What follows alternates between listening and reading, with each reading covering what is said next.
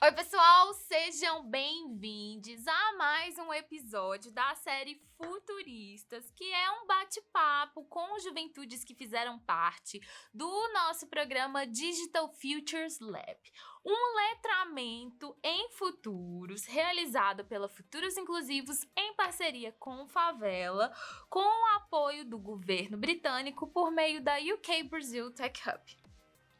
Meu nome é Tati Silva, eu sou uma mulher negra de pele mais clara, cabelos na altura do ombro, tô aqui toda de preto com uma blusão de frio, porque aqui em Belo Horizonte deve estar fazendo menos de 15 graus nesse dia dessa gravação, e uma blusa estampada, coloridinha aqui com estampas de bananas. E neste episódio, a gente vai falar um pouco mais sobre uma dimensão que é abordada no projeto, que se chama Rede de Futuros. E entender o que pensam as lideranças jovens do nosso país, que estão se mobilizando aí, mobilizando outros grupos e outras pessoas, unindo forças em busca de um futuro melhor nas áreas sociais, ambientais, políticas e econômicas. Bora bater esse papo? A liderança capaz de enxergar e analisar cenários para criar futuros ambientalmente possíveis é uma das competências mais estratégicas para o futuro do nosso século. A posição de rede de futuros, que é o nome que a gente traz aqui no tema desse episódio, vem de uma expressão na qual a gente pode traduzir head do inglês para o português como cabeça. Ou seja, designa uma posição, um cargo que nada mais é do que um papel de chefia, de liderança, da pessoa que toma a frente de uma iniciativa dentro de uma empresa. Nesse caso, quando a gente está falando de head de futuros, a gente está falando então de um tipo de liderança, de um papel que busca aí liderar a organização ou uma iniciativa específica rumo ao futuro. Se tornar um head de futuros envolve aceitar o compromisso de pensar futuros possíveis para todas as esferas da sociedade. Então, considerando aspectos que são aí muito marcantes do momento que a gente vive hoje, como que a gente quer construir uma realidade aí que seja melhor, viável e ambientalmente possível para todo mundo.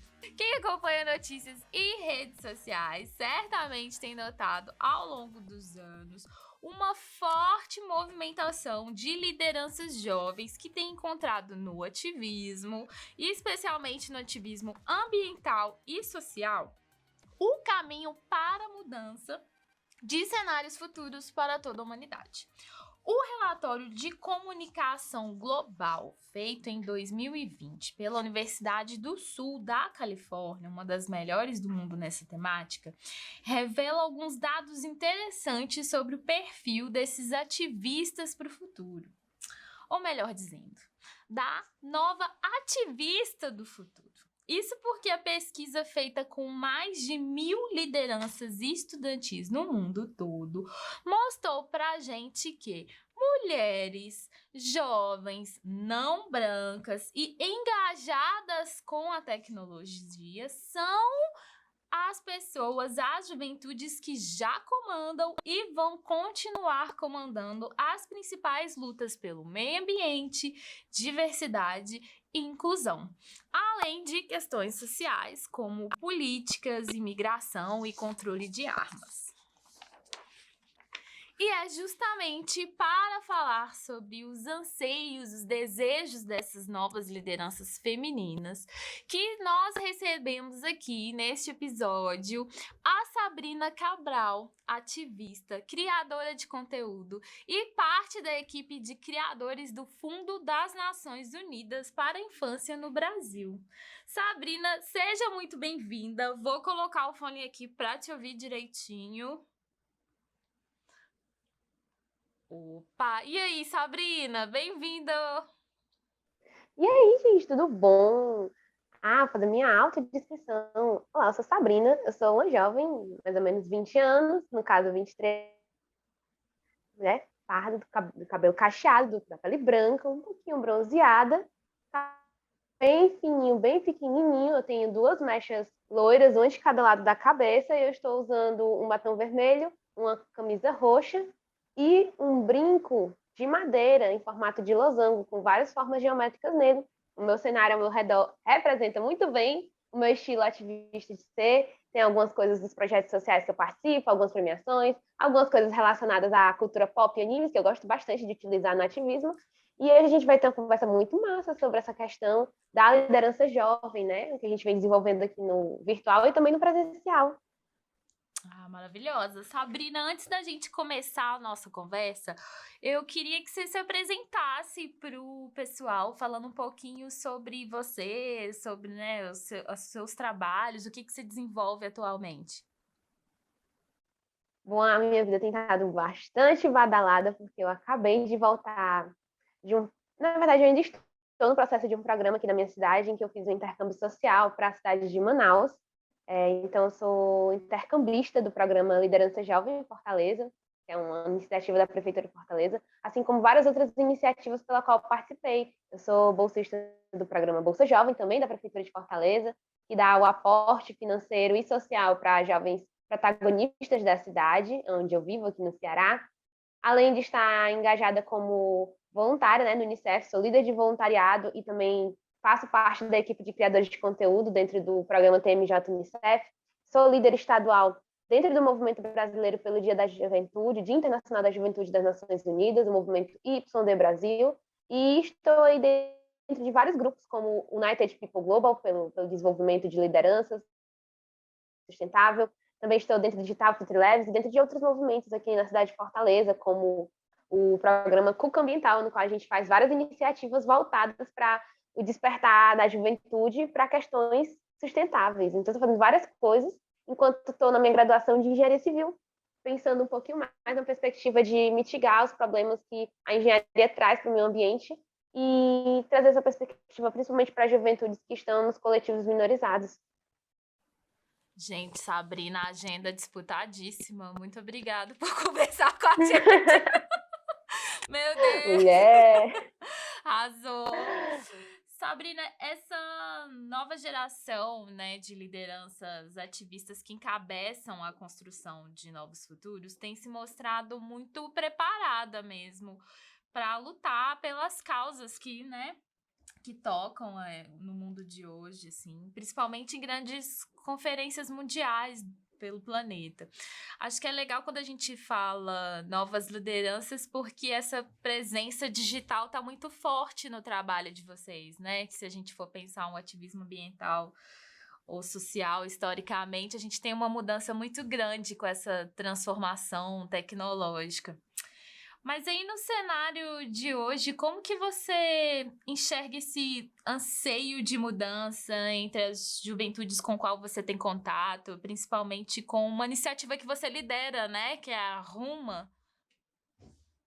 Exatamente. Dentro da Ruma, eu tenho trabalhado nos últimos meses atrás de financiamento, porque algo que eu vejo das juventudes antes de trabalhar também vem acompanhado de uma aflição de não ter um aporte, de não ter uma orientação, de não ter um recurso, porque trabalhar com ativismo, muitas pessoas acham que é um voluntariado, é algo que a gente faz por amor, e não, a gente também precisa pagar conta, ativista paga conta, paga boleto, gente. Hoje, felizmente, né, eu posso viver do ativismo, algumas coisas que eu faço. Eu não preciso procurar um trabalho formal, CLT ou um estágio para poder me sustentar. Eu vivo sozinha hoje, né? E pensar nessa perspectiva é algo que traz aflição. E muitas pessoas, às vezes, deixam de ingressar no ativismo, na liderança social, no protagonismo juvenil, por acharem que não tem perspectiva de geração de renda. E algumas áreas, como, por exemplo, a economia criativa, a economia solidária, que foi algo que eu tive bastante contato, a economia solidária lá na parte de Manaus, principalmente para comunidades tradicionais como as indígenas e as ribeirinhas, elas geram uma renda grande, elas geram uma integração entre a comunidade e um senso de pertencimento e empoderamento que os jovens estão se apostando muito. Esse orgulho de ser parte de um coletivo, esse orgulho de ser parte de alguém considerado uma minoria e levar isso para frente como um debate, como algo que não para inspirar as pessoas que estão no poder, mas sim para que elas vejam que existe algo errado. porque muitas vezes os jovens eles são vistos como inspiração. Ah, um jovem negro, ele tá lá falando sobre a sua história e a pessoa que ela é branca, que ela é rica, que ela é privilegiada, ela vê, nossa, sua história é inspiradora, vou me inspirar para ser uma pessoa melhor. E não, as histórias das pessoas, elas não estão aqui para servirem de inspiração para quem é a opressão, elas estão aqui para que a opressão veja que ela é opressora e que a gente vai lutar para que esses coletivos estejam em visibilidade. Então, acho que é um anseio da juventude hoje que está se envolvendo no ativismo digital e presencial, é isso. E o ativismo digital ele veio muito forte da situação de pandemia, que a gente não podia sair de casa. Inclusive, perdi várias habilidades sociais que eu havia desenvolvido ao longo dos 3 anos na universidade. Sim, eu tenho algumas dificuldades, apesar de estar no ativismo, de palestrar e trabalhar com isso, eu tenho diversas dificuldades de integração social. Eu tenho um diagnóstico de superdatação, que é algo que as minhas habilidades de comunicação são muito boas, mas as minhas habilidades sociais são quase nulas e isso me dificulta muito. Então, essas questões psicológicas, as patologias também que a gente desenvolve dentro do ativismo, tudo isso tem que ser levado em conta quando você quer ingressar nisso. E muitos dos ativistas desenvolvem ansiedade, depressão, até a chamada ecoansiedade para os ativistas que trabalham com a questão climática, né? Que é pensar enquanto o planeta está desesperado por ajuda e que ela não está chegando, e a gente desenvolve várias chamadas as crises e surtos porque a gente não consegue enxergar uma solução. Então, é uma situação complicada, mas que às vezes traz grandes resultados, como poder inspirar outras pessoas. Ver pessoas que não teriam acesso se não fosse a gente, e que elas se inspiram na gente, e que a gente consegue dar uma qualidade de vida, ou uma melhoria de renda, ou um mínimo fio de esperança para aquela pessoa conseguir ingressar, nem que seja na universidade, na escola, permanecer naquele espaço e se sentir acolhida e amada. Isso é muito sobre o ativismo, é um misto de sentimentos. E conta um pouquinho pra gente sobre o seu trabalho na Arruma. A Arruma é o quê? Um coletivo que você idealizou a partir dessas perspectivas? Nesse momento, a Ruma ela está pensando em está dividida entre tornar-se um coletivo, um instituto ou um modelo de negócio, porque existe essa possibilidade. E como a área do ativismo para a geração de renda aqui no Brasil é algo que está se tornando novo, né? A gente está nessa perspectiva de estudo. A gente quer muito que as lideranças tenham uma provisão de renda, um suporte, um apoio, enquanto elas desenvolvem. Então, a Ruma hoje, ela foca em levar essas pessoas que estão dentro do início da carreira de mobilização social, de ativismo, ou aquelas que já estão desenvolvidas, para um espaço em que elas vejam que elas não estão sozinhas na região Nordeste, porque muito da liderança do ativismo vem das regiões do Sul e do Sudeste, e geralmente quem está nos espaços de tomada de decisão, nesses fóruns internacionais que você citou, como por exemplo o COP e outras coisas, são pessoas que geralmente não estão dentro da luta, elas estão ali porque faz parte da graduação, ou porque é legal ter uma viagem internacional no currículo, ou porque quer turistar enquanto está fazendo isso, e acaba tirando o espaço de pessoas que são, por exemplo, ativistas do Sul e do Sudeste, e ainda mais das pessoas que são do Nordeste e mais ainda do Norte, que precisam de mais visibilidade. Porque a gente sabe que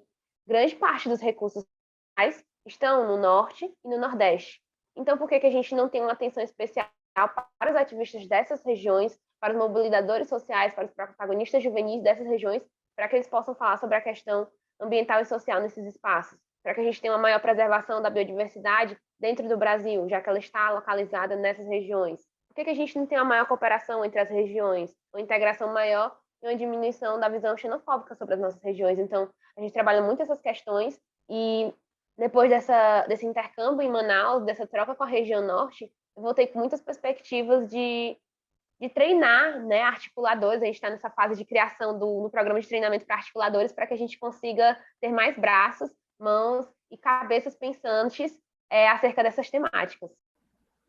Ótimo. Você já tem, então, uma experiência aí nessa trajetória do ativismo, sendo uma liderança jovem. O que você poderia detalhar ou enumerar como vantagens e desafios sobre ter esse papel fortemente ativo em causas que você acredita, nas causas que você atua? Eu já comecei falando um pouco sobre isso, né? E assim, de vantagens que eu vejo, para mim hoje, é poder gerar renda para mim, eu consegui ter esse planejamento de carreira, esse desenrolar de perspectivas, e elas vieram muito da minha trajetória dentro da universidade. Durante os meus primeiros anos na universidade, eu trabalhei dentro da aprendizagem cooperativa, uma metodologia ativa de aprendizagem, trabalhei habilidades para mercado de trabalho para pessoas que não fossem privilegiadas dentro dessa perspectiva. Então, eu acabei desenvolvendo essa minha própria carreira dentro desse ensinar. Eu ensinei e eu aprendi. E aí eu comecei a trabalhar a partir disso. Então, essa dinâmica que se tem dentro do ativismo para você trabalhar os temas e você conhecer novas pessoas foi algo muito positivo. Nossa, o ativismo me proporcionou conhecer pessoas de vários estados do Brasil, pessoas que estão, por exemplo, no interior do estado. Eu tenho uma grande amiga que está no interior de Alagoas, Santana do Ipanema, ela se chama Ingrid Pereira, e ela é uma jovem que ela ainda não acessou a universidade, ela acabou de se formar na escola, né, no Instituto Federal, e ela simplesmente consegue liderar a cidade dela e outras cidades ao redor para despertar social de jovens de escola pública, e a gente faz trocas incríveis, porque eu falo para ela sobre as perspectivas de políticas públicas aqui na cidade, que a gente pode acessar para poder levar a Roma adiante. Ela me fala sobre o que ela estuda relacionado à neurociência e sobre a psicologia, sobre a educação, e aí a gente faz essa troca incrível. Então, essa dinâmica também é algo muito massa. Poder conhecer, por exemplo, outra ativista que vai estar aqui nesse momento aqui, que é a Amanda Costa, que a gente se conheceu a partir do movimento do Dia da Juventude. O Y dela foi dar uma palestra online, isso no pico da pandemia. Ela deu essa palestra, a gente começou a conversar no Instagram, e daí nunca mais parou. Eu já tive a oportunidade de viajar para São Paulo, também por causa do ativismo. Então, assim, conhecer outros lugares que eu não conheceria, isso também foi algo que o ativismo me trouxe, porque eu venho de uma família de baixa renda, eu venho de extrema vulnerabilidade social, relacionadas a questões de violência e de discriminação, e poder ter o acesso a viajar e conhecer espaços que eu não conheceria, trabalhar com pessoas que eu não trabalharia, a partir do ativismo, também são coisas que eu agradeço muito ter a oportunidade de ter. Além de trabalhar aqui, né, no Digital Future Lab com vocês, Mas e Ri. você escreveu um artigo para a revista, né, do Digital Future Labs, que vai ser lançado em breve. E no seu texto você levanta a pauta da construção de futuros. Ela precisa se concentrar mais em pessoas, né, historicamente marginalizadas, mas que é injusto cobrar essa mobilização baseando-se apenas na força de vontade, né? Como que você vê uma saída? Qual que seria a saída ideal para esse problema, na sua opinião? Aí vem da minha experiência, que foi uma experiência única, que eu acredito que não existe em todos os lugares, que é algo que está nos livros, está nos artigos científicos, e diz: políticas públicas são extremamente necessárias para a superação de problemáticas sociais e também ambientais. Inclusive, eu postei ontem uma história sobre isso. Era um tweet dizendo que as questões de depressão e ansiedade das pessoas que são pobres e de outras minorias também vem muito da segurança, e a segurança ela vem quando há políticas públicas planejadas. Então, para mim, o que a gente pode fazer conseguir colocar no poder pessoas que façam um bom trabalho no questão de políticas públicas. E eu vou falar aqui de Fortaleza, né? Eu tive uma segurança para poder correr atrás desses espaços, de poder me sustentar a partir do ativismo e outras coisas, porque na minha cidade tem uma questão de política pública para a juventude de milhões, gente. Não tem outra palavra, é de milhões. É muito bom. Eu vou começar. Não tem nem por onde começar, porque eu já comecei falando sobre isso. Eu sou bolsista do programa Bolsa Jovem aqui, que é um programa de Fortaleza, que ele dá uma renda para mais de 2.000 jovens da cidade que trabalham no protagonismo juvenil nos territórios marginalizados. Eu estou trabalhando aqui no PC a nível nacional. Tem gente trabalhando em outros, como por exemplo, Serve Luz. Tem os bolsistas no Serve Luz, que é um bairro que fica na praia e é extremamente vulnerável por causa da especulação imobiliária onde ele fica perto da indústria também. Então, um bairro extremamente vulnerável com várias questões, e tem bolsistas lá fazendo um trabalho de protagonismo juvenil e levantando mobilização dentro da comunidade.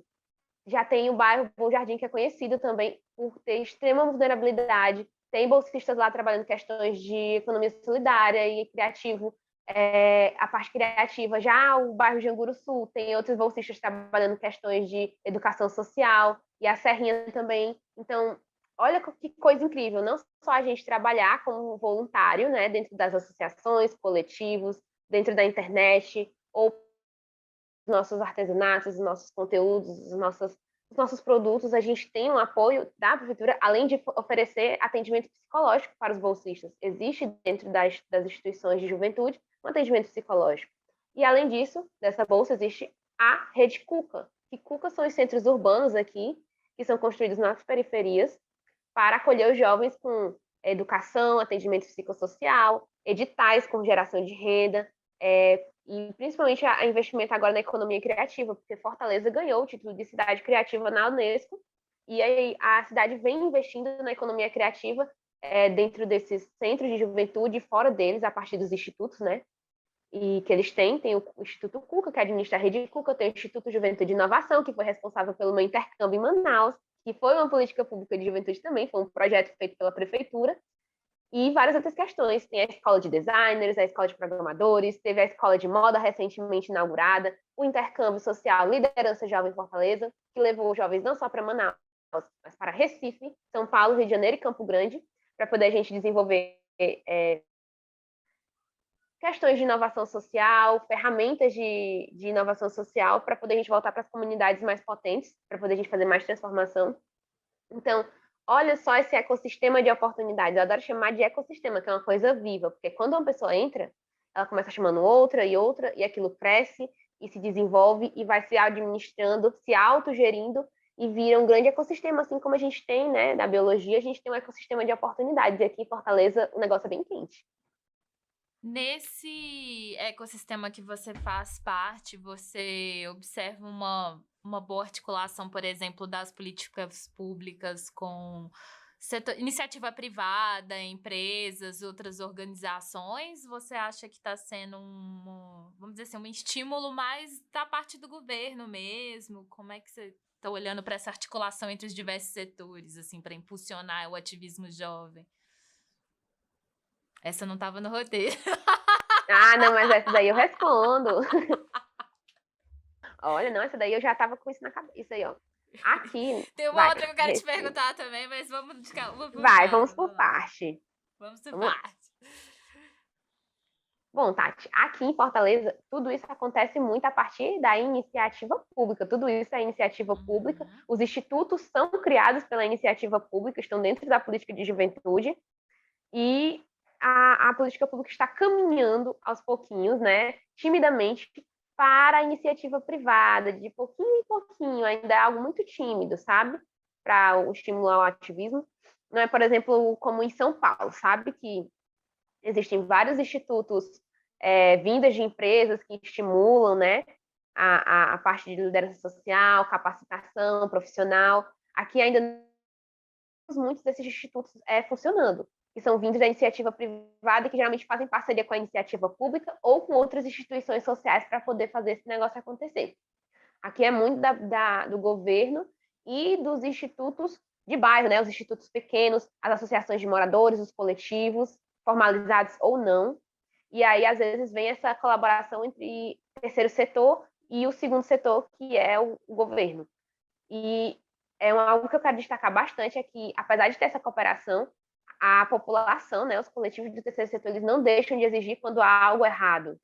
A gente teve a situação agora de um equipamento de juventude que foi inaugurado, ele não está sendo bem gerido e a população, inclusive, sexta-feira vai fazer um ato para poder exigir que o equipamento esteja funcionando, que tenha um quadro de funcionários, que tenha um quadro de atividades e que não seja deixado de lado, porque está tendo a expansão da política de juventude, mas não pode haver uma negligência dos pontos menores, né? Porque o centro de juventude que está sendo que foi inaugurado ano passado, ele é menor, ele fica num bairro que é mais distante, então não pode haver essa negligência. Então, além da parceria, tem que haver a cobrança.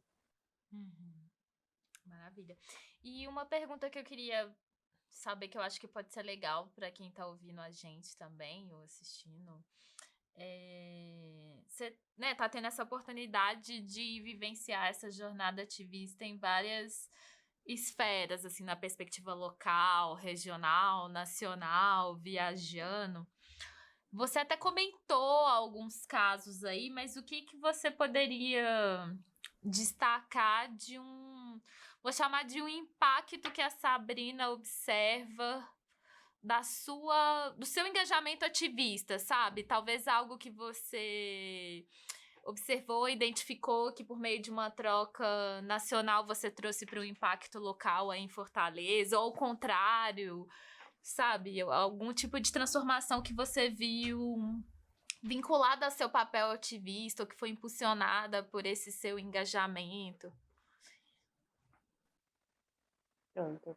Eu acredito que depois da experiência que eu tive, porque o programa Bolsa Jovem aqui, ele tem 2 anos apenas. Eu participei do primeiro ano e no segundo. E no primeiro ano houveram várias questões, né? Porque era para ser um programa presencial, que ia ter atendimento, ia ter acolhimento, as reuniões iam ser presenciais. E veio a pandemia logo depois da entrega das coisas, né? Das blusas, a gente tinha recebido até bandeira, né? Para a gente levar para as competições e congressos e atividades artísticas culturais que a gente participasse. Mas aí veio a pandemia e teve uma dificuldade de comunicação, de repasse. E no final do processo, eu passei por diversos programas nacionais, como o do Dia da Juventude, o TMJ Unicef. Eu entrei em algumas comunidades, né? E eu pude passar essa experiência em algumas reuniões de feedback da Bolsa. No final da Bolsa, no final do ano de Bolsa, a Secretaria de Juventude convidou alguns jovens para fazer o feedback. E a partir da minha experiência de processos seletivos, de vivências, de capacitação, eu pude opinar sobre algumas questões que não estavam legais. Por exemplo, gente, essa comunicação não está jovem, as pessoas ficam com medo de tentar, elas não sabem onde procurar algumas coisas. Aí eu falei principalmente sobre a área de protagonismo, porque inicialmente eram três categorias apenas, e eu falei que isso não estava aportando os jovens, porque tínhamos muitos jovens de diversas áreas, e eles criaram 9 áreas. O processo seletivo não era tão fácil, e eu expliquei como é que poderia ser feito um processo simplificado, falei sobre a dificuldade que elas tinham de ter declaração das suas instituições, porque o jovem às vezes não é muito levado a sério quando vai tentar alguma coisa desse tipo, e algumas instituições elas dão todo o suporte, mas outras não dão, né? Então, falei sobre isso, sobre dar uma independência maior para o jovem conseguir fazer sua bolsa. Eu falava que alguns jovens não tinham coletivos ou instituições, eles trabalhavam sozinhos com produção artesanal ou com produção de conteúdo, como é o meu caso. Eu não era ligada a uma só instituição, eu era ligada a várias e, a partir disso, eu criava meu conteúdo no Instagram. E aí eles começaram a mobilizar, deixar uma comunicação mais jovem, trazer coisas que fizessem os jovens terem, tipo, orgulho de dizer que eram parte do programa, que estavam fazendo aquilo, de usar a logo e ser uma coisa legal. Inclusive, tá aqui, ó, do ladinho, a agendinha do Bolsa Jovem, ó, do lado dos meus materiais do Unicef, ó, a minha agenda. E aqui atrás tem um ursinho do Unicef, que eu ganhei. Ali, ó, do Fundo de População da ONU, a agendinha. O meu mangá número 1 de Boku no Hero, que eu comprei na minha viagem em São Paulo, foi tudo. E a minha bandaninha do Naruto, tem que ter as referências, sim.